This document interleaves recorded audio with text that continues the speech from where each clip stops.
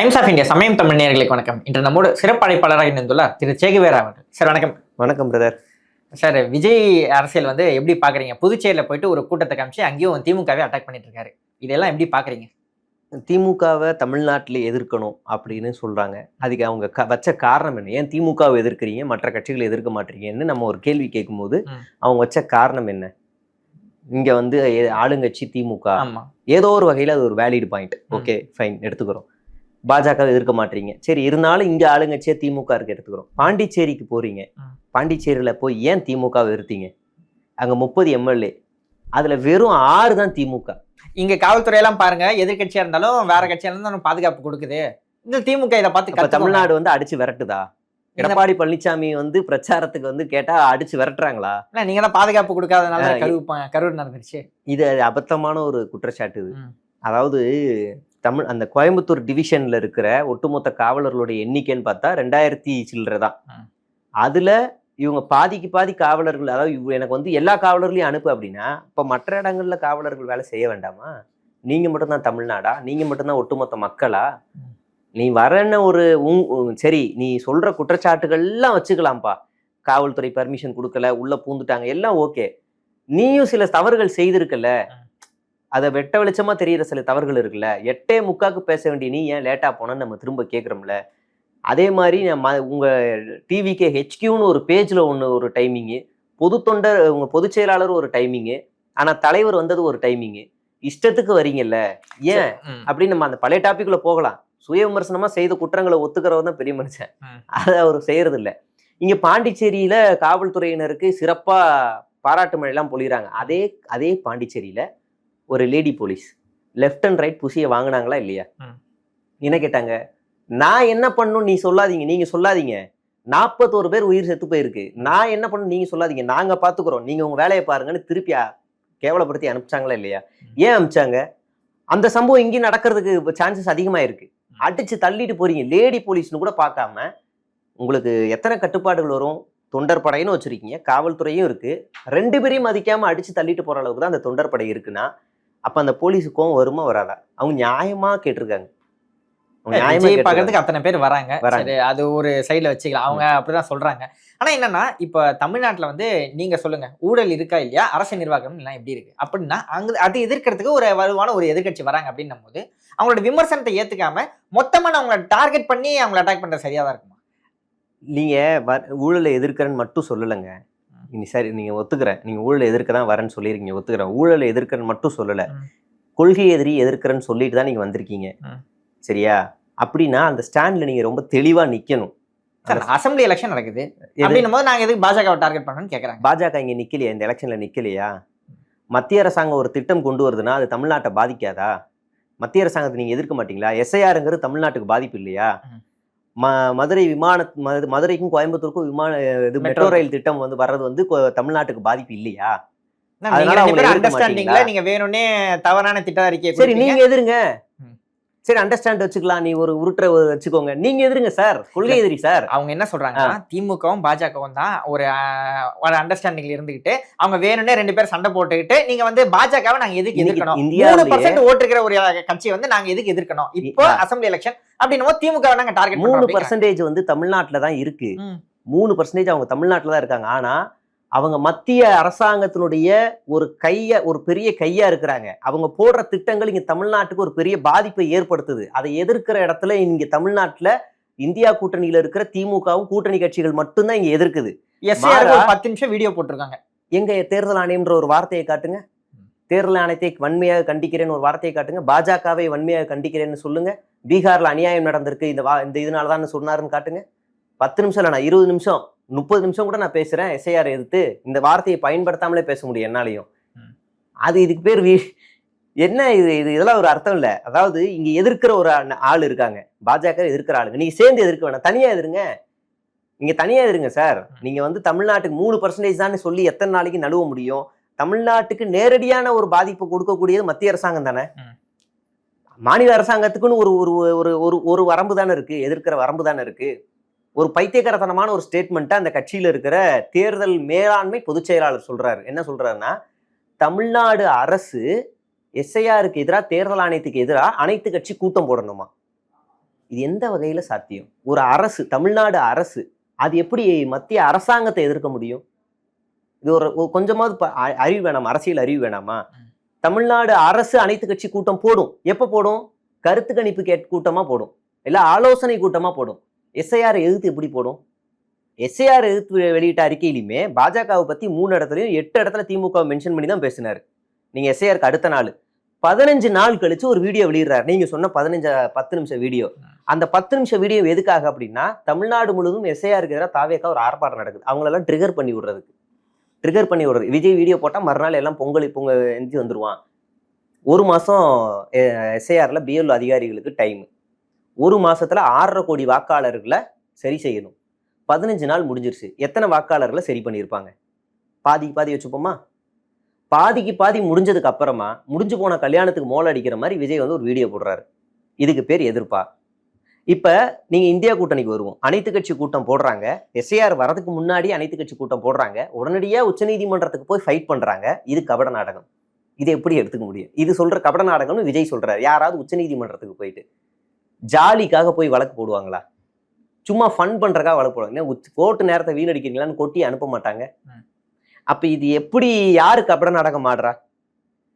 சரி, நீங்க எஸ்ஓபி எல்லாம் கொடுக்க மாட்டீங்க அப்படின்னு வேற சொல்றாங்க. அவரோட பிரச்சாரத்தை நீங்க முடக்கிறதுக்கு எல்லாம் பண்ணிட்டு இருக்கீங்க. விஜய் வந்து ஒவ்வொரு ஊருக்கா போய் மக்கள் சந்திப்பு நடத்தணும்னா எஸ்ஓபி வந்து அவங்க கேட்கறாங்க அப்படின்னும் போது நம்ம வந்து வேணும்னே இழுத்தடிச்சிட்டு இருக்கோம் டைம் அப்படின்னு சொல்றாங்க. பொதுவா இந்த நியாயமா பார்த்தா திமுக அரசு பழி வாங்கணும் அப்படின்னா எடப்பாடி பழனிசாமியோட சுற்றுப்பயணத்துக்கு தான் பழி வாங்கணும். ஏன்னா அவங்ககிட்ட தான் வாக்கு வங்கி அதிகமா இருக்கு, பூத் ஏஜென்ட்டுக்கு அதிகமா இருக்கு, களத்துல அவங்களோட ஆளுங்க அதிகமா இருக்கிறாங்க. ஆளுங்கட்சியா வந்துருவோம், எடப்பாடி பழனிசாமி கண்டுக்காதீங்க சொல்றேன் சரிங்களா? அப்ப இந்த கூட்டத்துக்கு ஏன் கொடுக்க மாட்டாங்க அப்படின்னா, இந்த கூட்டம் சொந்த கட்சியாலேயே அதை வச்சுக்க முடியல, கட்டுக்குள்ள வச்சுக்க முடியல. நீங்க தகரத்தெல்லாம் கடைசியா எப்ப பாத்தீங்க? தகரத்தை எப்ப கடைசியா பாத்தீங்க சொல்லுங்க? அந்த அரசியல் கூட்டத்துலன்னு கேக்குறீங்களா? ஆமா, பொதுவா ஒரு தகரத்தை வச்சு அடைக்கிறாங்க அப்படின்னா அந்த தகரத்தை தமிழ்நாட்டு மக்கள் கடைசியா எப்ப பார்த்தாங்க? கொரோனா காலகட்டத்துல பக்கத்து வீட்டுல யாருக்காவது நோய் வந்துருமோ, நம்மகிட்ட பழகிருமோ, அவங்களை வெளியே வரக்கூடாதுன்னு அடைச்சு வைப்பாங்க. பக்கத்து வீட்டுக்காரங்க மேல இருக்க நம்பிக்கை இல்லாம அவங்க மேல அடைச்சு வைப்பாங்க. சொந்த கட்சிக்காரன் மேல நம்பிக்கை இல்லாம எங்க உள்ள பாஞ்சிருவாங்களோன்னு அடைச்சு வச்சிருக்காரு ஜேபிஆர் காலேஜ்ல. இன்னைக்குமே சொந்த கட்சி ஆளுங்க மேலேயே பயம் இருக்கு. சொந்த கட்சியா அப்ப அந்த கட்சியாலேயே பண்ண முடியல, எங்க ஏதாவது ஒரு அசம்பாவிதம் நடந்துருமோ அப்படின்னு ரொம்ப கவனமா இருக்காங்க தமிழ்நாடு அரசு. மதுரை மாநாட்டுல அந்த இடத்த சுத்தி அவ்வளவு பெரிய, நீங்க ஒண்ணும் இல்லைங்க. இல்ல சார், நம்ம தமிழ்நாட்டு மக்கள் தான், நம்ம தமிழ்நாடு இளைஞர்கள் தான், அவங்களுக்கு வந்து அரசியல் மயப்படுத்தல நம்ம தான் சொல்லிட்டு இருக்கோம். மனிதநேயமும் சொல்லி தரணுமா? அரசியல் படுத்தப்படலைங்க, மனிதநேயமும் சொல்லி தரணுமா? நம்ம சிம்பிளா ஒரு கேள்வி கேட்கிறேன் நான். ஒண்ணு இல்லைங்க, நீங்க வந்து எனக்கு பரவலான ஸ்பேஸ் தர மாட்டேற, குறுகலான ஸ்பேஸ் தரேன்றீங்க. பரவலான ஸ்பேஸ் கொடுத்துட்டா நீங்க அழகா நடத்தி போயிருக்கீங்களா?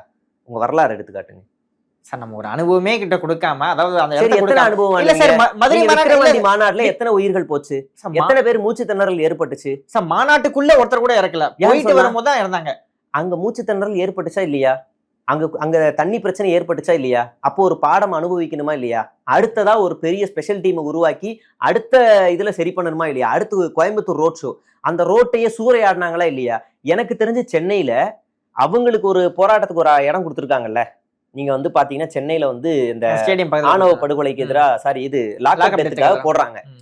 அந்த ஸ்ட்ரீட்டை எனக்கு தெரிஞ்சு விஜய்க்கு தான் கொடுத்துருக்காங்க பெர்மிஷன். மீதி எல்லாருக்கும் எங்க கொடுப்பாங்கன்னா ராஜரத்னம் ஸ்டேடியம் ஒரு ஓரமா, ஸ்டேஜ் ஓரமா எடுத்துக்கோ, அவ்வளவுதான். கடைசியா சிஎம்ஏ கூட அங்கதான் ஆர்ப்பாட்டம் நடத்தினாரு. எதுக்காகன்னா லெபனான் பாலஸ்டைனுக்காக போடுறாங்க. அப்ப இவங்களுக்கு பெரிய ஸ்ட்ரீட் கொடுக்குறாங்க. அந்த ஸ்ட்ரீட்டை தாவேக்கா என்ன பண்ணுச்சு? சூறையாடிச்சா இல்லையா? மரத்துல ஏறி இறங்கி சென்ட்ரல் மீடியன்ல இருந்து மாநகராட்சி நட்டு வச்ச செடியில இருந்து எல்லாத்தையும் பிச்சு போட்டாங்களா இல்லையா? சரி, அடுத்த பாடத்துக்கு வருவோம். நீங்க வந்து அடுத்து மதுரையில மாநாடு எவ்வளவு பரவலான இடம், பொட்டல் காடு தானே. அதுலயுமே அவங்க போட்ட எல்இடி டிவில தானே ஏறினானுங்க, அவங்க போட்ட ஸ்டேஜ் மேலேயே தானே ஏறி குதிச்சாங்க. இதெல்லாம் நீங்க தொண்டர்கள் வேற, ரசிகர்கள் வேற, கட்டுப்படுத்த வேண்டியது யாரு? நீங்க இது மத்த கட்சியில ஏதாவது ஒரு கட்சியில் நடக்குதா? சரி, காவல்துறையாலேயே முடியலனா கூட அங்க இருக்கிற ஒரு நிர்வாகிகள் வந்து எத்தனை பேர் தான் கண்ட்ரோல் பண்ண முடியும்? அவங்களும் காவல்துறை தான் ஹெல்ப். அதான் கேக்குறேங்க, மற்ற கட்சியில் நடக்குதான்னு கேக்குறேன். மற்ற கட்சியில ஏன் நடக்கல? விஜயகாந்துக்கு இதோட கூட்டம் அதிகமா நடந்துச்சுல, விஜயகாந்துக்கு ஏதாவது அசம்பாவிதம் நடந்துச்சு அந்த கட்சியில? இல்ல, அவர் முதல்ல இருந்தே அரசியல் கட்சி மாதிரி ஃபார்ம் பண்ணிட்டு அவரோட ரசிகர் மன்றத்தை அப்படியே தயார் பண்ணிட்டு வந்துட்டாங்க. இவர் வந்து திடீர்னு அப்படி பண்றதுனால இப்படி நடக்குது அப்படின்னு வச்சுக்கினா கூட இது நியாயப்படுத்துறதுக்கான வார்த்தை. அதாவது ஒரு தடவை அசம்பாவிதம் நடந்துருச்சுன்னா ஒரு மாற்றுன்னு சொல்லக்கூடிய ஒரு அரசியல்வாதி அடுத்த வாட்டி அதை சரி செய்யணும். நீங்க வந்து ஒரு ஒரு 4 பேர் ஒரு ஈவெண்ட் நடத்துறீங்க. உங்க வீட்ல ஒரு முதல் கல்யாணம் நடக்குது. அதுல பல சொதப்பல்கள் வரும். பயங்கர சொதப்பல்கள்லாம் வரும். சாதாரணமா ஒரு வீட்டுக்குள்ள நடக்குற. அடுத்து மறுபடியும் அடுத்தவனுக்கு சின்ன பையனுக்கு கல்யாணம் நடக்கணும் அப்படின்னா, நடந்த சொதப்பல் எல்லாத்தையுமே சரி பண்ணி அடுத்து நடத்துவாங்களா? மாட்டாங்களா? இப்ப ஓரளவு நல்லா தானே பண்ணிட்டு இருக்காங்கன்னு நினைக்கிறீங்க. இப்ப இன்னைக்கு கரூர்ல சரி. பாடம் கத்துக்கிட்டாங்க. அவங்க லேட்டா வர்றாங்க. நீங்க விமர்சனம் வைக்கிறீங்க. ஓகே. இன்னைக்கு வந்து ஒரு 12 மணி போல பேசுறாரு அப்படின்னும்போது கரெக்ட்டா சரி. பேசிட்டாருன்னு நினைக்கிறீங்களா இல்லையா? சரி. இன்னைக்கு கூட்டம் நடக்குது. ம். ஒருவேளை இது உள்ளரங்கம். அவங்க கேட்டது ரோட் ஷோ. ம். ஆனா நான் உள்ளரங்கு தான் தருவேன். நீங்க சிஎம்மோட க்ளோஸாவே இருந்தாலும் சரி, பாண்டிச்சேரிக்கு நன்றிலாம் சொல்றாங்கல்ல. பாண்டிச்சேரியும் அனுமதி குடுக்கல. நீங்க தமிழ்நாடு போலீஸ் அனுமதி குடுக்கல நீங்க வந்து பேசுறீங்க. அது தப்பு. பாண்டிச்சேரியே உங்களுக்கு முதல்ல அனுமதி குடுக்கல. நீங்க கேட்டது ரோட் ஷோ. நான் தர முடியாதுன்னு டேட் தள்ளி வச்சு நீங்க ஒரு 2 நாள் கழிச்சு நடத்துறீங்க. கரெக்ட்டா? ஆனா அவங்க சிஎம் வரைக்கும் போறாங்க, டிஜிபி போறாங்க. 2, 3 வாட்டி போய் நடக்குறாங்க. தமிழ்நாட்ட விட அதிகமா நடந்துட்டாங்க பாண்டிச்சேரிக்கு. ஆனா உள்ளரங்கு தான் குடுப்பேன்ட்டாங்க. அதுவுமே 5000 பேருக்கு மேல தர முடியாதுன்ட்டாங்க. ஆனாலும் மறுபடியும் கூட்டம் அதிகமாகுது. சரி, ஏதாவது அசம்பாவிதம் நடந்திருக்கான்னா, நான் வேணா வீடியோ காட்டுறேன். அதே பேரிகார்டு எகிறி குதிக்கிறது. ஒருத்தர் சம்பந்தம் இல்லாம ஒருத்தர் கன் எடுத்துட்டு வராரு. கேட்டா ஒருத்தர் பாதுகாப்புங்கிறாரு. இந்த கூட்டத்துல நீங்க சொன்ன கதையிலே இருந்தே வரேன். எங்க கூட்டத்துல செயின் அடிச்சிட்டாங்க, பர்ஸ் அடிச்சிட்டாங்கன்றீங்க. எவனா ஒருத்தன் கன் அடிச்சிட்டான்னா, கூட்ட நெரிசல்ல எவனோ ஒருத்தன் அவரோட கன்னை தூக்கிட்டான். எவனோ விளையாட்டா இன்னொருத்தனை சுட்டான். ஏதோ ஒன்று ஆயிடுச்சு. ஏதோ ஒரு அசம்பாவிதம் ஆயிடுச்சு. சரி, ஓகே சார். நீங்க இந்த விமர்சனம் வைக்கிறீங்க. நம்ம அரசியல் ரீதியா வரும். கொஞ்சம் கொஞ்சமா அரசியல் கட்சியா டிரான்ஸ்ஃபர் ஆயிட்டு இருக்கா இல்லையா? இப்ப செங்கோட்டையன் மாதிரி மூத்த அரசியல்வாதிகள் சேர்றாங்க. ஒரே ஒரு அரசியல் தலைவர் தான் செங்கோட்டையன் மட்டும்தான் அந்த கட்சிக்குள்ள இப்போதைக்கு வந்திருக்காரு. ஒரே ஒரு அரசியல்வாதியா வந்திருக்காரு. எலெக்ஷனுக்கு நாள் இருக்கு சார். நான் ஒரு 4 மீதி இருக்கிற மாநில நிர்வாகிகள் யாருமே அரசியல் தலைவர்கள ஃபாலோவர்ஸ் இருக்கவர்கள். ரெண்டுத்துக்கும் வித்தியாசம் உண்டு. நீங்க நாஞ்சில் சம்பத் எந்த தொகுதி? ராஜ்மோகன் எந்த தொகுதி? அடுத்து அருண்ராஜ் எந்த தொகுதி? அப்புறம் சிடிஆர் எந்த தொகுதி? லைலாமணி எந்த தொகுதி? இப்படி நிறைய கேட்க முடியும். ஆதவர்னா எந்த தொகுதி? விஜய் எந்த தொகுதி? இப்படி கேட்டே வர முடியும். சரி, இவங்களுக்குலாம் எவ்வளவு ஃபாலோவர்ஸ் இருக்குன்னு நீங்க டப்புன்னு எடுத்து காட்டுருவீங்க. எவ்வளவு லைக்ஸ் வரும்னா எடுத்து காட்டுருவீங்க. செங்கோட்டையனுக்கு வந்து ஃபாலோவர்ஸ் எத்தனைன்னு கேட்டா உங்களால சொல்ல முடியாது. ஆனா எந்த தொகுதின்னு டக்குன்னு ஞாபகத்துக்கு வரும். அப்ப நம்ம இயல்பாவே புரிஞ்சுக்க முடியும் ஃபீல்டு ஒர்க்கருக்கும் ஆன்லைன் ஒர்க்கருக்கும் வித்தியாசம் இருக்குன்னு. புரியுதுங்களா? முத ஒரு களப்பணியில இருக்கிற ஒரு அரசியல்வாதிய உள்ள வந்திருக்காரு. அதுவுமே அவர் விருப்பப்பட்டு வரல. அங்கிருந்து விரட்டி அடிக்கப்பட்டு வேற இடத்துக்கு எங்க போகிறதுன்னு தெரியாம இது ஒரு கரெக்டா இருக்குமோ அப்படின்னு இப்போ இங்க வந்திருக்காரு. விஜய் அதை நல்லா யூஸ் பண்ணிட்டாரு. அது ஒரு வியூகம் தானே சார். அந்த மாதிரி ஒரு சீனியரான பொலிட்டிஷியன் இருக்கும்போது அவரை நம்ம எடுத்துக்கிட்டோம். சரி, இப்போ ஒரு கட்சியில ஒரு 100-200 பேர் வந்து ஒன்னா சேர்றாங்க சார். விஜயோட பிம்பம் மட்டுமே போதும் எங்களுக்கு வாக்கு விழும். நீங்க கேட்டீங்க இல்லையா, இவர் எந்தெந்த தொகுதி, லயோலாமணி எந்த தொகுதி, அருண்ராஜ், அதெல்லாம் தேவையில்லை. எல்லா தொகுதியும் விஜய் தான் நிக்கிறாரு அப்படின்னும் போது அவருடைய இமேஜுக்கு மட்டும் வாக்கு விழும் அப்படின்னு சொல்றாங்க. நீங்க சொல்றது வந்து எப்படி பிம்பம் மட்டுமே வாக்கு சேகரிக்கும் அப்படின்றதெல்லாம் ஒரு நெரேட்டிவ். நீங்க வந்து ஒரு டைம்ல சொல்லலாம். கலைஞருடைய முகத்துக்காக ஓட்டு போடுற கூட்டம் இன்னைக்கு தமிழ்நாட்டுல பெருவாரியா இருக்கிறாங்க. அப்புறம் ஜெயலலிதாவுடைய முகத்துக்காக அப்புறம் ரெட்டை இலைக்காக, உதயசூரியனுக்காக, எம்ஜிஆருக்காக போடுற கூட்டங்கள்லாம் இருக்கு. ஏன் இவங்கெல்லாம் இந்த முகத்துக்காக இந்த சின்னத்துக்காக ஓட்டு போடுறாங்க அப்படின்னா, அவர்கள் எல்லாருமே நேரடியா அவர்களால் பயனடைந்தவர்கள். புரியுதுங்களா? அவங்களாம் நேரடியா ஏதோ ஒரு திட்டங்கள்லயோ இல்ல அவங்களால நேரடியா அவங்களால பயனடைந்தவங்க. அதனாலதான் என்னைக்கா இருந்தாலும் வயசான பாட்டி நீங்க ஊர்ல போய் கேட்டா கூட ரெட்டை இலைக்கு ஓட்டு போடுவேன்.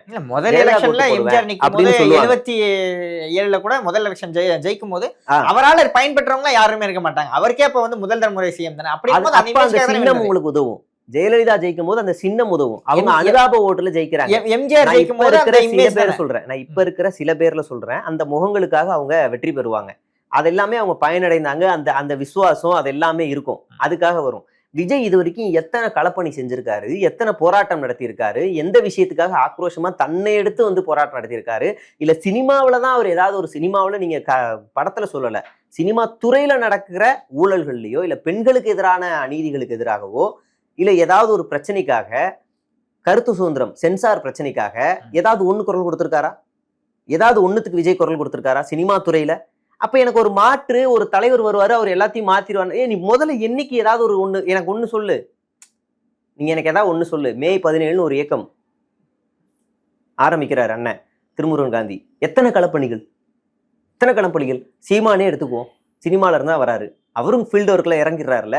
விஜய் எங்க இறங்கினார்? நான் இறங்கினா கூட்டம் வரும். அப்ப எதுக்கு வந்தீங்க? அப்ப எதுக்கு சார் வந்தீங்க? கூட்டம் வரனா வராதீங்க சார், வீட்டுல இருங்க.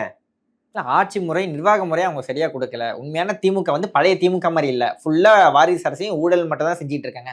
அப்படின்னும் போது நான் ஒரு மாற்றா வரேன். அப்போ நிர்வாகத்துல நான் கான்சென்ட்ரேட் பண்ணேன். மாற்றா வரேன்னா மாற்றா வாங்க, 10ஓட 11 வராதீங்க அப்படின்னு கேட்கிறோம். நீங்க வந்து ஊழல் செஞ்சு செங்கோட்டையனை தூக்கி உள்ள வச்சிருக்கீங்க, ஊழலுக்கு எதிரானவர்னு சொல்றீங்க. அதே ஊழல் செஞ்சு ஜெயலலிதா போட்டோவோட உள்ள வராரு, திரும்ப அதையே நீங்க அனுமதிச்சுக்கிறீங்க. அப்ப நீங்க மாற்று கிடையாது. இல்ல கொள்கை எதிரிய நீங்க ஜெயலலிதாவை அரவணைச்சுக்கிறாங்கன்றீங்க. முதல் முறை கட்சி சேர்ந்ததுக்கு அப்புறம் போய் அவர் மாலை போட்டாரு. இப்ப ஜெயலலிதாவோட நினைவு நாள் இருந்தது, அப்ப போய் மாலை போட்டாரு அப்படின்னு பார்த்தா இல்ல. யாரு? செங்கோட்டையன் போய் மாலை போட்டாரு அம்மா ஜெயலலிதாவோட சமாதியில. ஏங்க அவர் கோபிச்செட்டிப்பாளையத்துல இருந்துகிட்டே போட்டோவை கட்சி ஆபீஸ்க்குள்ள வச்சுக்கிட்டு தாவேகா விஜய்க்கு பக்கத்துல நிகரா ஜெயலலிதா அவர் 50 ஆண்டு கால வரலாறு நான் டக்குன்னு இப்படி மாத்திக்க முடியும். அவரு ஒரு எக்ஸெப்ஷன். சரி, அப்ப நம்ம வந்து இப்படி வச்சுக்குவோமா? அன்வர் ராஜாவும் அதிமுகவோட பெரிய விசுவாசியா இருக்காரு, பல வருஷமா அன்வர் ராஜா அந்த இதுல இருக்கிறாரு. அவர் வந்து ஜெயலலிதா போட்டோவோட திமுகவுக்கு போயிட முடியுமா? இப்ப ரீசெண்டா போய் திமுகவில் ஜாயின் பண்ணிட்டாரு, போயிருவாரா? மனோஜ் பாண்டியனும் அங்கதான் போனாரு, ஜெயலலிதா போட்டோவோட போனாரா? இல்ல நீங்க வந்து வேற ஏதாவது செந்தில் பாலாஜி போனாரா, சேகர் பாபு போனாரா? அதிமுகவோட வாக்குகள்லாம் தங்களுக்கு நீங்க பலவீனமா இருக்கீங்க. விஜய் தாவேகா வந்து ரொம்ப பலவீனமா இருக்கு. நீங்க வந்தா போதும், யார் போட்டோ வேணாலும் வச்சுட்டு வாங்க, யாருக்கு அப்புறம் கண்டினியூ ஆகுதாங்கறத சார். ஆமா, இப்ப செங்கோட்டையன் வந்து ஜெயலலிதா போட்டோ எத்தனை நாளைக்கு வச்சிருக்காரு அப்படிங்கறது தெரியல. வருங்காலத்துல அலுவலகத்துல அவங்க பேனர்ல வச்சிருக்காரு, அதுக்கு மேல எத்தனை நாள் கண்டினியூ ஆகுன்ற கேள்வி எப்படி வரும்? அலுவலகத்திலே வச்சிருக்காரு, நிரந்தரமா ஒரு போட்டோ வச்சிருக்காரு. அது மட்டும் இல்ல, அலுவலக உள்ளியும் வெளியில மட்டும் இல்ல, உள்ளியும் ஒரு பெரிய போட்டோ வச்சிருக்காரு. இல்லங்க, நாங்க ஊழலுக்கு எதிரான கட்சி, எங்களுடைய கொள்கையை நீங்க ஏத்துக்கிட்டு வந்தா இந்த போட்டோ வேணாம், உங்க வீட்டுக்குள்ள வச்சுக்கோங்க, கட்சி அலுவலகத்துலயோ பேனர்லயே வச்சுக்காதீங்க, உங்க பாக்கெட்டுக்குள்ள கூட வச்சுக்கோங்க, அது உங்க தனிப்பட்ட விருப்பம், நீங்க உங்க பர்சுக்குள்ள கூட வச்சுக்கோங்க. ஆனா கட்சி அலுவலகத்திலயோ கட்சியோட பேனர்லயோ கட்சியோட அறிக்கையிலயோ ஜெயலலிதா போட்டோ இருக்கக்கூடாது அப்படின்னு விஜயால ஸ்ட்ராங்கா சொல்லுவாரா மாட்டாரா? சொல்ல முடியுமா? ஏன் சொல்லல? அப்ப அவர் பலவீனமா இருக்காருன்னு அதிமுகவோட வாக்குகள்லாம் நமக்கு வரும் அப்படின்னா அவங்க வியூகமா இருக்கலாம். அது கேவலமா இல்லையா? ஒரு ஊழல்வாதியோட முகத்தை வச்சுதான் உங்களுக்கு அந்த ஓட்டு வேணுமா? அப்போ உங்கள்கிட்ட சொந்தமா கொள்கையோ சொந்தமா ஐடியா எதுவுமே இல்லையா? எல்லாரும் மேலே விமர்சனம் இருக்கு. ஜெயலலிதா அவங்க ஊழல் செஞ்சாங்கன்னா ஆமா செஞ்சாங்க, அவங்க தண்டிக்கப்பட்ட ஒரு குற்றவாளி தான் அப்படின்னும் போது அவங்களுக்கு மத்த இருக்கிற லெகசியே, அவங்களுக்கு ஒரு ஃபாலோவர்ஸ் இருக்காங்க அப்படின்னும் போது அவங்க வாக்குலாம் எனக்கு வேணும் அப்படின்னும் போது அவங்கள பத்தி ஒரு அமைதி. திமுகவுல இருந்து ஒரு ஆள் வராரு, கலைஞருடைய போட்டோவோட வராரு, கலைஞரோட போட்டோவும் அவங்க வச்சுப்பாங்களா? ஜெயலலிதா கலைஞர் திமுக காங்கிரஸ் எப்படி இருந்தது, அப்ப காமராஜரை திமுக எப்படி எல்லாம் விமர்சிச்சது நமக்கு தெரியும். அப்படின்னும் போது இப்ப வந்து காமராஜருக்கு ஒரு நினைவு செலுத்துறதுலயோ இல்ல அவங்களுக்கு மரியாதை பண்றதுலயோ திமுக பண்ணாமையா இருக்கு, எல்லாம் பண்றாங்களா? அதே மாதிரி தானே இதுவும் அப்படின்ற மாதிரி சொல்றாங்க. நீங்க மாற்றுன்னு சொல்றீங்க, திரும்ப அதே கேள்விக்கு வரேன். நீங்க மாற்றுன்னு சொல்றீங்க, நீங்க மாற்றுன்னு சொல்லி உங்க மேல ஒரு கேள்வி வச்சேன்னா திமுக ஒழுங்கான்னு நீங்க திரும்ப கேள்வி கேட்டீங்கன்னா அப்ப நீங்க மாற்று கிடையாது. இல்ல, திமுக ஒழுங்கான்னு அவங்க கேட்கும் போது அதுக்கு திமுக சார்பில் எந்த பதிலும் வரல. ஏன்? அதாவது காமராஜரை அவங்க ஏத்துக்கிட்டாங்க இல்லையா, பதில் விமர்சிச்சவர் தான் காமராஜர்.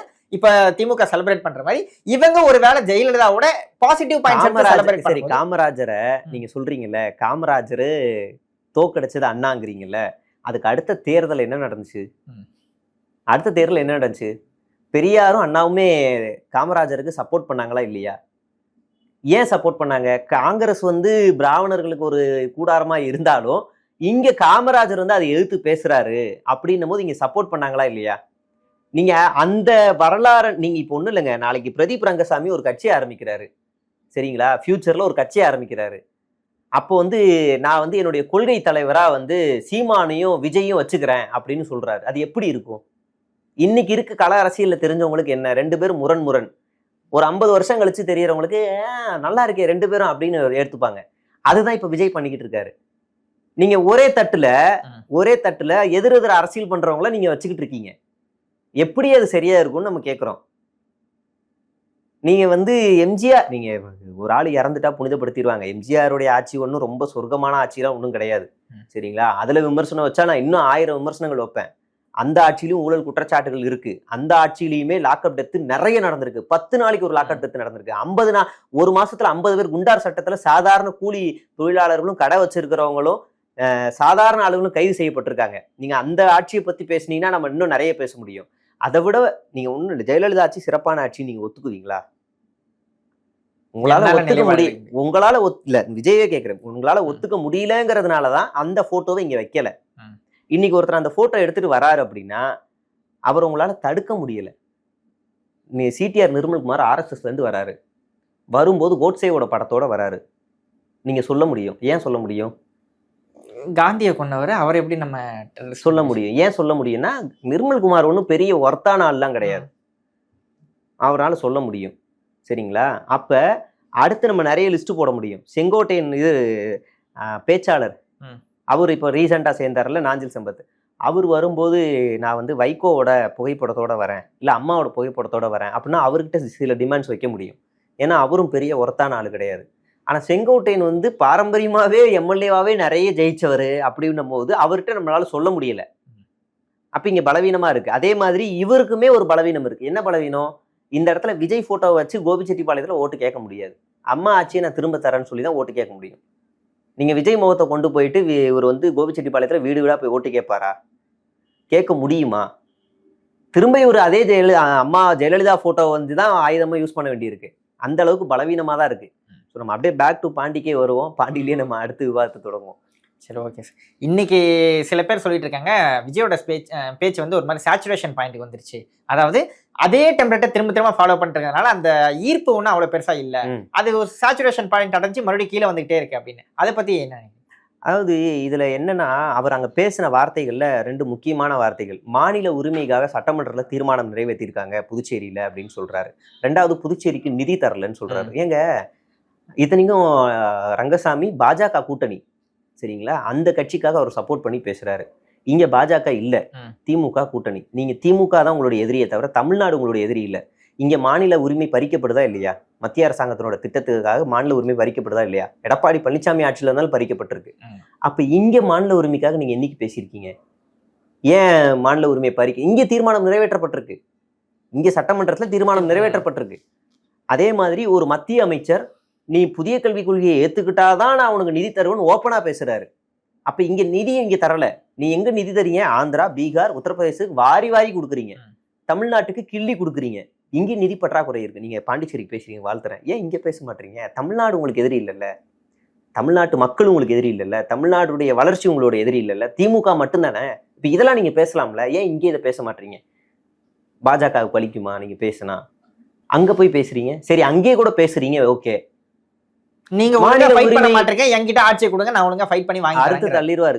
மாநில உரிமையை பறிக்கிறாங்க, இதெல்லாம் சொல்ல யாரு பறிக்கிறாங்க? வார்த்தை ஸ்டார்டிங் ஒன்றிய அரசுன்னு வந்துச்சுங்க. அதுக்கப்புறம் அவர் எங்க இருந்துங்க வந்துச்சு? பாஜக ஒன்றிய அரசுன்னு எங்க இருந்து வந்துச்சு? சரி அதை விடுங்க. நீ தமிழ்நாட்டுல ஹார்ட் ஆஃப் த டாபிக் என்ன? திருப்பரங்குன்றம். நான் தமிழ்நாட்டு மக்களுக்கு மட்டும் குரல் கொடுக்க மாட்டேன், பாண்டிச்சேரிக்கும் சேர்த்து குரல் கொடுப்பேன் அப்படின்னு. நீங்க முதல்ல தமிழ்நாட்டுல நடக்கிற, தமிழ்நாட்டை பிளவுபடுத்த வந்திருக்கிற சங்கி கூட்டம் திருப்பரங்குன்றத்துல கலவரத்தை ஏற்படுத்துறாங்க. ஒரு அளவுக்கல்ல வந்து தீபக்கல்லுன்னு சொல்லி அங்கதான் தீபம் ஏற்றணும்னு கலவரம் பண்றாங்க. அங்க வந்து நீங்க பேசுங்க, அங்க வந்து நீங்க குரல் கொடுக்க மாட்டேன், அதுக்கே நான் படுத்த படுக்கையே வீட்டுக்குள்ளேயே தான் இருப்பேன்னா, சொந்த தமிழ்நாட்டிலே குரல் கொடுக்காது பாண்டிச்சேரி வந்து குரல் கொடுப்பாரா? சார் இந்த விஷயத்துல வந்து பேசாம இருக்கிறது அவங்களோட வியூகமா கூட இருக்கலாம் சார். எப்படி அதாவது பிளான் பண்ணி ஒரு மத கலவரம் ஏற்படுத்த ட்ரை பண்ணிட்டு இருக்காங்க அப்படின்னும் போது இதுல வந்து ஒரு பழமொழி உண்டு, கொலை செய்யறவனோட கொலை செய்ய தூண்டுறவனுக்கு, குற்றம் செய்யறவனோட குற்றத்துக்கு துணை போறவன் அப்படின்றது ஒண்ணு இருக்கு. இது அமைதியா இருக்கிறது வந்து துணை போறதுக்கு சமம். நீங்க அரசியல்ல இந்த மாதிரி விஷயங்களுக்கெல்லாம், அதாவது ஆஃபீஸ் ஸ்ட்ரக்சர் இருக்குல்ல, ஆஃபீஸ்ல மேனேஜருக்கும் ஒரு எம்ப்ளாய்க்கும் சண்டை வருதுன்னா கூட இருக்கவும் வேடிக்கை பார்க்கலாம். ஐயோ நமக்கு என்னப்பா அப்படின்ட்டு வேடிக்கை பார்க்கலாம். அது கரெக்டா இருக்கும். அரசியல்ல எப்படிங்க அமைதியா இருந்து சாதிக்க முடியும்? நீங்க எத்தனை விஷயத்துக்கு அமைதியா இருப்பீங்க? மெட்ரோ ரயிலுக்கு அமைதியா இருக்கீங்க. இப்ப தொழிலாளர் சட்டம், இது வரைக்கும் அரசியலமைப்பு சட்டத்துல கை வைக்காத தொழிலாளர் சட்டம், அதுல இப்ப கை வைக்க பாக்குறாங்க.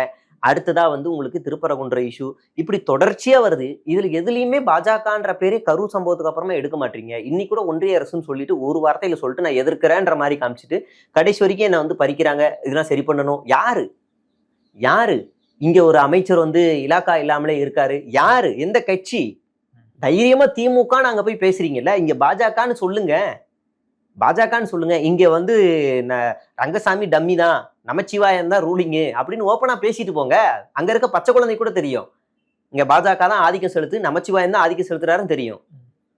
அதை விட ஒரு பச்சை பொய், ரேஷன் கடையெல்லாம் இங்க இல்லவே இல்லைன்ட்டு எழுதி கொடுத்த ஜான் அரசியல் தெரியுமா, இல்ல இவருக்கு தான் அரசியல் தெரியுமான்றது இதுல இருந்தே தெரியுது. 2016 515 கடைகளை மூடுறாங்க. டிடிபின்னு ஒரு சிஸ்டம் கொண்டு வந்தாங்க. மறுபடியும் இங்க வந்து கிட்டத்தட்ட 385 கடைகள் ஓபன் பண்ணியிருக்காங்க.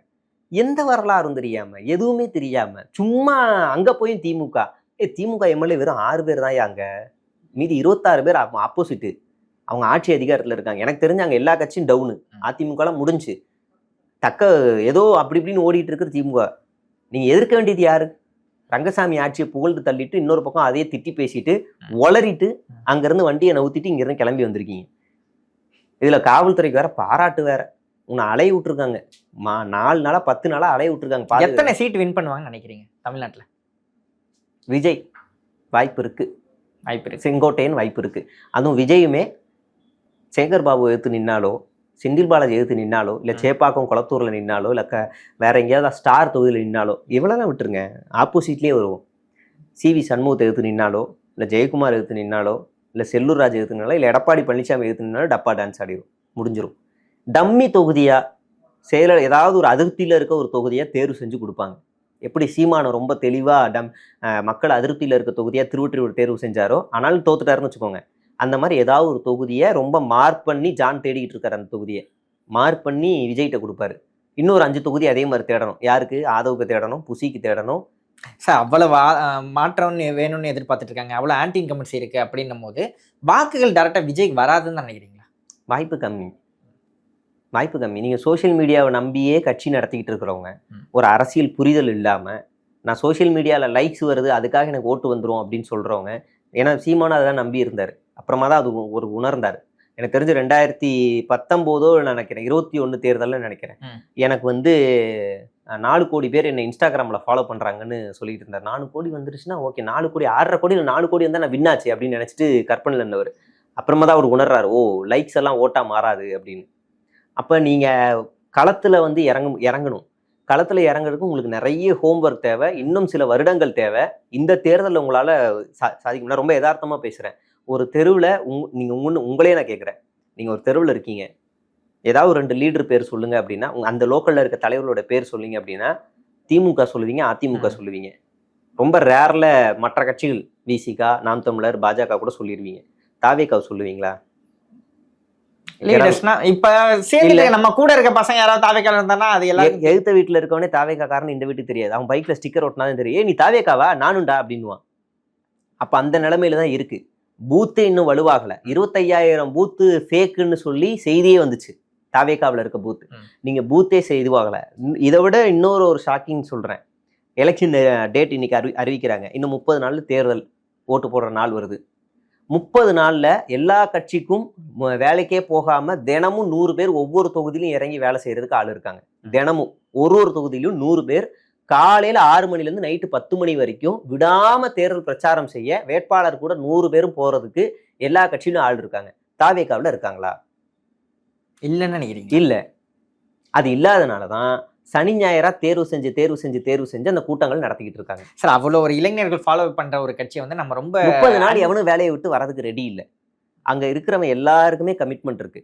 அது வந்து ஜானே நேரா களத்துல இருந்து அந்த ஃபீல்ட் எல்லாம் உருவாக்கி பார்த்துட்டாரு. ஓஹோ நம்ம இப்போ வச்சோன்னா கூட்டம் வராது.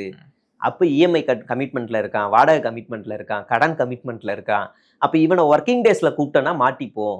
அதனால நம்ம என்ன பண்ணுவோம் அப்படின்னா, மாசத்துக்கு ஒரு ஈவெண்ட் வைப்போம், அதுதான் சரியா இருக்கும்னு சொல்லி தான் மாசத்துக்கு ஒரு ஈவெண்ட்டா பிளான் பண்ணிட்டே வந்தாங்க கட்சி ஆரம்பிச்சதுல இருந்து. அதுக்கப்புறமா நம்ம சனி ஞாயிறு ஈவெண்ட்டா மாத்துவோம், அப்ப அவங்க லீவ் போட்டு வருவாங்க அப்படின்னு சொல்லி அடுத்ததான் அந்த பிளானை மாத்துறாங்க. ஆன்லைன் மட்டுமே ஓட்டா மாறாது அப்படின்னு சொல்லிட்டு. ஆமா, உறுதியா சொல்றேன். சரி, ஓகே. கடைசியாக உங்ககிட்ட கேள்வி. ஏற்கனவே இதுக்கு முன்னாடி நீங்க வந்து திமுக மேல பல விமர்சனங்கள் வச்சிருக்கீங்க. இப்போ அதே விமர்சனங்கள் தொடர்ந்துட்டு தான் இருக்கா? இல்ல இல்ல. ஏன்? என்னோட நேர்காணல்லையும் என்னோட சேனல்லையுமே நான் ரொம்ப தெளிவா சொல்லிட்டேன். என்ன காரணம் அப்படின்னா, எல்லாருமே எதிர்க்கிறியே, நீ யாருக்கு தான் சப்போர்ட்னு ஒரு கேள்வி நியூஸ் டிஎன் அந்த சேனல்ல இருக்கும்போது வந்துச்சு. எல்லாருமே எதிர்க்கிற நீ அப்பனா நீ ஓட்டே போட மாட்டியா, தேர்தல் அரசியல புறக்கணிக்கிறியா அப்படின்னு ஒரு வந்துச்சு. அப்பனா நீ தீக்காவில் வேற எம்எல்ஏ அப்படின்னு. இல்லை, தேர்தல் அரசியல நான் புறக்கணிக்கல, நான் தேர்தல் ஜனநாயகத்துக்கு கட்டுப்பட்டு தான் இருக்கேன். அப்ப இப்ப களத்துக்கு வரும்போது நாம எந்த அரசியல் கட்சியை தேர்வு செய்யணும் அப்படின்னும் போது, நாங்க வந்து தாவேகா மாநாடு நடத்தினோடனே அடுத்த நாள் தாவேகாவை புகழ்ந்து ஒரு வீடியோவே போட்டோம். இவர் வந்து ஒரு பெரிய இளம் சமுதாய கூட்டத்தை உருவாக்குறார், பெரியாரை தூக்கி பேசுறார், காமராஜரை தூக்கி பேசுறார், வேலுநாச்சியாரை தூக்கி பேசுறார், அஞ்சலையம்மாளை தூக்கி பேசுறார், சாதி மதத்தை ஒழிப்போம்னு சொல்றார். இப்படி ஒரு தலைவர் லட்சக்கணக்கான இளைஞர்கள்ட்ட சொல்லும் போது அது நல்லா இருக்கும் அப்படின்னு வாழ்த்துறோம். சரி, இதுக்கப்புறம் ட்ரோலே பண்ண மாட்டோமா? இல்லை, அவங்களுடைய நடவடிக்கைகளை பொறுத்து பண்ணுவோம்னா அவங்களோட நடவடிக்கைகள் கொள்கைக்கு எதிராகவே இருந்துச்சு. அவங்களுடைய களத்துக்கு இறங்கலை, எதுவுமே பண்ணலை. அப்போ நம்ம அடுத்து நம்ம ஸ்டாண்ட் எடுக்கணும் அப்படின்னா, நமக்கு சரியான பாதை மதசார்பற்ற ஒரு கூட்டணியாக தான் இருக்கணும், சாதிகளுக்கு எதிராக ஒரு கூட்டணியாக இருக்கணும், சமூக நீதி கூட்டணியாக இருக்கணும். அது எந்த கூட்டணியாக இருக்கணும் அப்படின்னா இந்தியா கூட்டணியாக தான் இருக்கணும். அதே நேரத்தில் மிக மோசமான விஷயங்கள் வரும்போது நம்ம விமர்சனம் பண்ணி தான் ஆகணும். அந்த ஸ்டாண்டில் நாங்கள் ரொம்ப தெளிவாக இருக்கிறோம். ஒருவேளை சட்ட ஒழுங்கு பிரச்சனைகள் இங்கே பெருசாக ஏற்படுது, அப்படி ஏற்படும் போது இந்த தமிழ்நாடு கவர்மெண்ட்டு, இந்த போலீஸு அதுல ஆக்ஷன் எடுக்கல அப்படின்னா நிச்சயமா அதை கேள்வி கேட்போம். இல்ல இப்ப திமுக செய்யற தவறுகள்லாம் நீங்க ஏத்துக்கிட்டீங்க அப்படின்னு எடுத்துக்கலாமா? ஏத்துக்கிட்டேன்னு சொல்ல முடியாது. நீங்க வந்து கோயம்புத்தூர்ல இஷ்யூ நடக்குது, அது கண்டிக்கத்தக்கதுன்னு எங்களுடைய வீடியோல சொல்றோம். அது பாலியல் வன்கொடுமை. ஆமா, அது கண்டிக்கத்தக்கது. அந்த காவலர்கள் 3 பேருமே, அந்த குற்றவாளிகள் 3 பேருமே கண்காணிப்பு பட்டியலில் இருக்காங்க. எப்படி காவலர்கள் விட்டாங்கன்றதை நாங்க பதிவு பண்றோம். ஆனா அந்த குற்றவாளிகளை உடனடியா கைது பண்றாங்க. கைது பண்ண அதுக்கு அடுத்ததான் நாங்க அந்த இஷ்யூல இருந்து அடுத்த இஷ்யூக்கு போயிடுறோம். இல்ல கைது பண்ணிட்டாங்கன்னா உடனடியா அவங்களை மன்னிக்கிறது எப்படி? அவங்க ஒழுங்கா நாங்க யாரும் இல்ல அவங்க ஒழுங்கா வேலையை செய்யல அப்படின்னும் போது நம்ம கண்டனத்தை எப்படி திரும்ப பெறது? சரி, ஓகே, கண்டனத்தை திரும்ப பெறல. நாங்க அடுத்த இஷ்யூக்கு போறோம். இது சரி, இதை நடக்க விடாம மறுபடியும் பாத்துக்கணும்னு சொல்லிட்டு ஒரு வார்த்தையை பதிவு பண்ணிட்டு நாங்க கடந்து போறோம். அப்ப ரெண்டுத்துக்கு வித்தியாசம் இருக்கு. நீங்க ஒரு காலகட்டத்துல என்ன ஆகும்னா, குற்றவாளியை கைது செய், 48 மணி நேரத்துல கைது செய் அப்படின்ற ஒரு போராட்டங்கள்லாம் நடந்துட்டு இருந்துச்சு. ஈவன் எடப்பாடி பழனிசாமி ஆட்சியிலேயே லாக்அப் டெத் நடக்கும் போது அந்த காவல்துறை அதிகாரியை காப்பாத்துனது எடப்பாடி பழனிசாமி. அவர் வந்து பெலிக்ஸ் வந்து 2 பேருமே, ஜெயராஜ் பெலிக்ஸும் மூச்சுத்திணறல் ஏற்பட்டு தான் செத்தாங்கன்னு எடப்பாடி பழனிசாமி சொல்றாரு. காப்பாற்ற முயற்சி செஞ்சாரு. அப்ப காவல்துறை செய்யறது கரெக்டா இருக்கு. இப்ப ஸ்டெர்லைட் இஷ்யூல கூட அந்த காவல் அதிகாரியை கரெக்டா ரிட்டையர் ஆயிட்டு போறாரு. நம்ம வந்து எந்தவித ஆக்ஷனும் அவங்க மேல எடுக்கல அப்படின்னும் போது நிறைய குளறுபடிகள், சீர்கேடுகள் இங்கேயும் தொடர்ந்துகிட்டு இருக்கே. அது வந்து நம்ம இந்தியா கூட்டணிக்கு ஆதரவு தெரிவிக்கிறோம் அப்படின்னு மொத்தமா நம்ம மூடிட்ட மாதிரி இருக்கு. நாங்க நிறைய குற்றச்சாட்டுகள் வைக்கிறோம். இப்ப KN நேரு இஷ்யூ கூட நீங்க சொல்றீங்க, நிறைய குற்றச்சாட்டுகள் இருக்கு. நாங்க அதை எப்படி ஹேண்டில் பண்றோம் அப்படின்னா, இந்த நேரத்துல இவங்க துணை போகல, இந்த நேரத்துல ஒரு பெருவாரியான சட்ட ஒழுங்கு பிரச்சனைகள் வரும்போது அதை தொடுவோம். அதே நேரத்துல இப்ப மழை பிரச்சனைகள் வந்திருக்கு. நான் ரெண்டுத்தையுமே சொல்றேன். இப்ப KN நேரு வந்து குற்றம் சொல்லியிருக்காரு, அவர் மேல FIR பதிவு பண்ணணும்னு சொல்லி ED சொல்லுது. இதை நான் வெளியில இருந்து ஒரு ஆளா நான் எப்படி பாக்குறேன் அப்படின்னா, சரி, KN நேரு ஊழல் பண்றாரு, அது விசாரிக்க வேண்டியது தனி அமைப்பு, அதெல்லாம் ஓகே. கான்ட்ராக்டர் லஞ்சம் கொடுத்தாங்கன்னு சொல்றாங்க. அந்த கான்ட்ராக்டர் யாரு? அந்த கான்ட்ராக்டர் பேர் எங்க? அந்த கான்ட்ராக்டர் மேல FIR பதிவுப்படுமா? அதை ஏன் சொல்லல? இப்ப இது ஒண்ணு இருக்கு. அப்ப இது எல்லாமே தேர்தல் நெருங்கும் 262 பக்கம் நினைக்கிறேன். அது மொத்த டீடைலுமா ED வந்து தமிழ்நாடு காவல்துறை. இப்ப இதெல்லாம் தேர்தல் நெருங்கும் போதுதான் பொதுவா இந்த பாஜக என்ன செய்யும் அப்படின்னா, தேர்தல் நெருங்கும் போதெல்லாம் அங்க இருக்க ஆளுங்கட்சி மேல பண்ணும். நீங்க வந்து ஜார்க்கண்ட்ல பாத்திருப்பீங்க, போன ஏப்ரல்ல ஒரு ஏப்ரல்ல ரைட் பண்றாங்க. இப்போ ஆக்ஷன் எடுக்க சொல்லி லெட்டர் எழுதுறாங்க. அதை சொல்றேன். நீங்க அவ்வளவு வேகமா ஏன் இப்போ இவ்வளவு வேகமா பண்ணணும்? 236 பக்கம் வரைக்கும் எழுதுற நீங்க பெண்டிங்ல இருக்க பல கேஸ் ஏன் நீங்க வந்து முடிக்காம இருக்கீங்க? இவ்வளவு வேகம் காட்டுற நீங்க, இந்த வழக்கு புதுசா ஒரு வழக்கை தேடி எடுக்கிற நீங்க ஏன் பெண்டிங்ல இருக்க கேஸை முடிக்க மாட்டீங்க? பெண்டிங்ல உங்களுக்கு அவ்வளோ ஸ்கில் இல்லையா அப்படின்னு நம்ம கேட்க வேண்டியிருக்கு. சரி, ஏன் பாஜக இது வரைக்கும் EDல மாட்டல அப்படின்ற நம்ம பல கேஸுகள், நீங்க குற்றச்சாட்டுகள் நிறைய வைக்க முடியும். ஒரு பொதுவா ஒரு ஆளுங்கட்சி மாநிலங்கள்ல இருக்கு அப்படின்னா ஊழல் குற்றச்சாட்டுகள் வரும். அது கன்விங்க்ட்னு ஒண்ணு இருக்குல்ல, அதை பொறுத்த வரைக்கும் நீங்க தமிழ்நாட்டுல அதிகமா ஊழல் செஞ்சு கன்விங்க்ட் ஆகி உள்ள சிறைக்கு போயிட்டு வந்து அதிமுக தான் ஃபர்ஸ்ட். அதுக்காக திமுக பண்ணலையானா திமுக அதை விட குறைவுல இருக்கு. ஆனா இப்ப தேர்தல் வரும்போது இந்த குற்றச்சாட்டுகள்லாம் வருது. ஒண்ணு இல்லைங்க, நீங்க வந்து இந்த கான்ட்ராக்டர்ஸ், இந்த பெரும் முதலாளிகளுடைய பேரெல்லாம் ஏன் EDல சிக்கவே மாட்டேங்குது? இப்ப அவங்க தானே லஞ்சம் கொடுக்குறாங்கன்ற பேரெல்லாம் அடிப்படுது. கடல் நீரை குடிநீர் திட்டம்னு சும்மா ஒரு உதாரணத்துக்கு எடுத்துப்போம். எங்கிட்ட ஒரு பிளான்ட் இருக்கு, இதை வந்து சொல்றோன்னு ஒரு அமைச்சர் அதிமுகவில் திமுக அமைச்சர்கிட்டையும் சொல்றாங்க, இதுக்கு இவ்வளவு செலவாகுங்கிறாங்க. சரி, இந்த ப்ளூ பிரிண்ட்லாம் தர முடியாது, நான் வந்து என்ன பண்றேன், அதை எப்படி பண்ணணுமோ எங்க ஆளுங்களே நான் மேன் பவர் அனுப்புறேன், அதுக்கு இவ்வளவு செலவாகுங்கிறான். சரின்னு அனுப்புறாங்க, உங்களுக்கு இவ்வளவு கமிஷன் தரேன். சரி, ஓகே, எல்லாம் முடிஞ்சிருச்சு. சரி, இப்ப அந்த கமிஷன் கொடுத்த அந்த நிறுவனம் மீது என்ன வழக்கு? அந்த நிறுவனம் க்ளோஸ் பண்ணப்பட்டிருக்கா? அப்ப இந்த ED யாருக்கு வேலை செய்யுது? அப்படி போனா ஏகப்பட்ட விஷயத்தை அந்த ஊழலுக்குள்ள போக முடியும். அதே நிறுவனங்கள் மேல திமுக ஆக்ஷன் எடுக்கல அப்படின்றதெல்லாம் இருக்கு இல்லையா? இது பழிவாங்கும் முயற்சியில தான் இந்த ED எல்லாமே செயல்படுது. நீங்க இதுக்காக எல்லாம் நம்ம வந்து ஒரு அரசியல் ஸ்டாண்ட்ல இருந்து வெளியில வரோம் அப்படின்னா, நாங்க ஊழல் குற்றச்சாட்டுகள் எல்லாம் நாங்க அரவணைக்கிறோம்னு கிடையாது. இந்த தேர்தல்ல இந்தியா கூட்டணிக்கு ஆதரவா நிக்கிறோமே தவிர திமுகவுக்கோ இல்ல தனிப்பட்ட ஒரு கட்சிக்கோ விசிகாவுக்கோ இல்ல மற்ற கட்சிகளுக்கோ நிக்கல. இந்தியா கூட்டணி, சமூக நீதி கூட்டணி, இந்த தேர்தலை முடிவு பண்ணணும். அது ஒண்ணு இருக்கு. ரெண்டாவது, இந்த மழை நீர்ல பெரிய குற்றச்சாட்டுகள் யாருமே பெருசா வைக்கல. நாங்க ட்ரோல் பண்ணோம். குற்றச்சாட்டு வைக்கலனாலும் எங்களோட ஒரு வீடியோல இவ்வளவு மழை வருது அப்படின்னு சொல்லி ட்ரோல் பண்றோம். ஆனாலும் நம்ம நினைச்ச மாதிரி ஆனா உண்மையிலே எந்த ஏற்பாடுகளும் பண்ணலன்னா 5 நாள் மழைக்கு சென்னை ஸ்தம்பிச்சிருக்கும் இல்லையா? அப்ப பண்ணியிருக்கிறாங்க. எதிர்கட்சிகளும் பெருசா குற்றச்சாட்டுகள் வைக்கல. அப்ப நம்ம இந்த இடத்துல நாங்க ஸ்டாண்ட்ல இந்தியா கூட்டணிக்கு ஆதரவுல இருக்கோம், அப்ப இங்க நிப்போம் அப்படின்னு தான் நாங்க பண்றோம். ரெண்டாவது, எங்களுடைய வீடியோக்கள்ல சில விஷயங்கள் நாங்க அழுத்தமா சொல்றோம். சாதிவாரி கணக்கெடுப்பு நடத்தணும், அதே மாதிரி ஆணவ படுகொலைக்கு தனி சட்டம் நிறைவேற்றணும், இந்த மாதிரியான விஷயங்கள்ல நாங்க ரொம்ப தெளிவா இருக்கிறோம். எதை எதிர்க்கணுமோ எல்லாத்தையும் தெளிவா இருக்கணும். எல்லாத்தையுமே திமுகவை எதிர்க்கணும் அப்படின்னா எங்களுடைய ஸ்டாண்ட் என்னன்னே போகாம போயிரும்ல. எதுல நாங்க கான்சென்ட்ரேட் பண்ணுமோ அதுல நாங்க ரொம்ப உறுதியா இருக்கோம். இப்ப நாங்க கரெக்டா கொள்கைக்கு தகுந்த மாதிரி எந்த அரசியல் கட்சி சரியா இருக்கோ அதுக்கு நீங்க ஆதரவு தெரிவிக்கிறீங்க அப்படின்ற மாதிரி அப்படி சொல்றதை தாண்டி இப்போதைக்கு இந்தியா கூட்டணிக்கு நாங்க ஆதரவு. அவங்க செய்யற சில விஷயங்களையும் நாங்க சுட்டி காட்டி தான் இருக்கோம். எதுவா இருந்தாலும் சரி சுட்டி காட்டி தான் இருக்கிறோம். சில விஷயங்கள் அவசரப்பட மாட்டோம். திருமாவளவன் வந்து அந்த கார்ல ஏத்திட்டாரு, நீ ஏன் கேள்வி கேட்கலன்னு என்ன ஒரு 10 நாளா போட்டு சாவடிச்சாங்க. அப்புறமா விஷயம் தெரிஞ்சு பார்த்தா எவன்லாம் என்னை வந்து டார்ச்சர் பண்ணா அவங்களாம் ஃபோன் அடிச்சு இந்தாப்பா அந்த வீடியோ பாருப்பான்னு அனுப்பிச்சு விட்டோம். சில விஷயங்கள் அமைதியா இருந்து காரியத்தை சாதிக்கிறோம். எங்களுடைய ஸ்டாண்டில் நாங்கள் ரொம்ப தெளிவா இருக்கிறோம். அதே நேரத்தில் சாதி மதங்களை ஒருவேளை எங்க கூட்டணியிலேயே இருக்க ஏதோ ஒரு கட்சி, நான் ஆதரிக்கிற ஒரு கூட்டணி கட்சியில ஏதோ நான் ஆதரிச்சு பேசுச்சுன்னா நாங்கள் அதை ட்ரோல் பண்ணுவோம். திமுகவில் இருக்கிற ஒரு கொங்கு கட்சின்னு நினைக்கிறேன், அவர் வந்து கோயம்புத்தூர் இஷ்யூல அவர் ஓப்பனா பேசினாரு, இந்த பொண்ணுக்கு அந்த நேரத்தில் என்ன வேலை அப்படின்னு சொல்லி பேசினார். ட்ரோல் பண்ணோம், நாங்கள் ட்ரோல் பண்ணோம். எங்க ஸ்டாண்ட்ல நாங்கள் தெளிவா இருக்கோம். எல்லாத்துக்கும் துணை போகல. இந்த தேர்தலில் நாங்கள் இந்த ஸ்டாண்ட் எடுத்திருக்கோம். நீங்க அப்படி பார்த்தா விடுதலை சிறுத்தைகள் கட்சி திமுக பண்ற எல்லாத்துக்கும் ஒத்து போகுதுன்னு சொல்லுவீங்களா? இல்ல, பல முரண்கள். கம்யூனிஸ்டுகள் போறாங்கன்னு சொல்லுவீங்களா? சிபிஐ போறாங்கன்னு சொல்லுவீங்களா? அதே ஸ்டாண்ட் தான் எங்களுக்கும். எதுல கேள்வி கேட்கணுமோ அதுல நாங்கள் கேள்வி கேட்கிறோம். சாம்சங் போராட்டத்துல எங்களுக்கு ஒரு ஸ்டாண்ட் இருக்கு. நாங்கள் எங்களுடைய நிலையில தெளிவா இருக்கிறோம். அதுல இருந்து நாங்கள் வந்து பயணம் பண்றோம். அதே நேரத்துல நான் மாற்றுன்னு சொல்லிட்டு வர, முகமூடி போட்டுக்கிட்டு வர காவி கும்பலையும் விரட்டுறோம். எங்களுடைய முதல் எதிரியா நாங்க இன்னைக்கு எதை பாக்குறோம்னா, சாதி மதத்துக்கு ஆதரவா நிக்கிறவங்கள, சாதி மதத்தை எதிர்க்கிறோம்னு சொல்லிட்டு கருப்பு சங்கியாவோ இல்ல வந்து மாற்று சங்கியாவோ நான் வந்து மாற்றம் தருவேன்னு சொல்லி வர சங்கிகள் நாங்க எதிர்க்கிறோம். இதுவும் எங்களோட தெளிவான ஸ்டாண்ட்ல இருக்கும். சரி, ஓகே. ரொம்ப விரிவா உங்களோட தகவல்களை பகிர்ந்துட்டீங்க. ரொம்ப நன்றி சார், நேரத்தை கொடுத்து உங்களோட கருத்துக்களை பயணிங்க. ரொம்ப நன்றி பிரதர்.